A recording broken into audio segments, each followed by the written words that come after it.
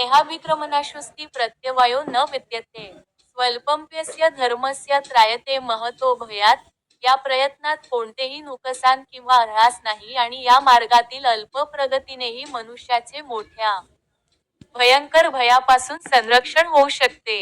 तात्पर्य: कृष्णभावनाभावित कर्म किंवा इंद्रिय तृप्तीची अपेक्षा न ठेवता श्रीकृष्णाप्रीत्यर्थ केलेले कर्म हे दिव्य गुणयुक्त कर्म आहे. प्रारंभी असे कर्म जरी अत्यल्प असले तरी त्यामध्ये कोणतेही विघ्न येत नाही आणि अशा अत्यल्प कर्माचा कधी नाशही होत नाही. भौतिक स्तरावर केलेले कोणतेही कर्म पूर्ण करावेच लागते नाही तर त्यासाठी केलेले सारे प्रयत्न निष्फळ ठरतात. परंतु कृष्णभावनेत प्रारंभ केलेले कर्म जरी पूर्ण झाले नाही तरी त्याचा परिणाम शाश्वत काळासाठी होतो. म्हणून असे कृष्णभावनायुक्त कर्म करणाऱ्याचे कर्म जरी अपूर्ण राहिले तरी त्याची हानी होत नाही.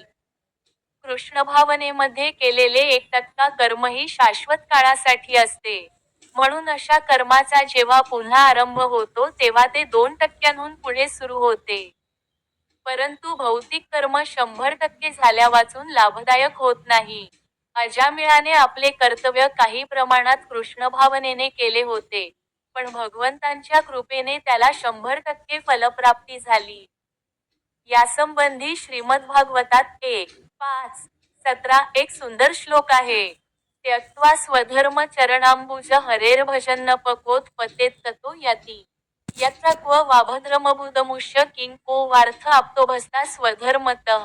जर एखादा आपल्या नियत कर्माचा त्याग करून कृष्णभावनेमध्ये कर्म करतो आणि अशा कर्माची पूर्तता न झाल्यामुळे पतित झाला तर यामध्ये त्याचा काय तोटा होणार आहे?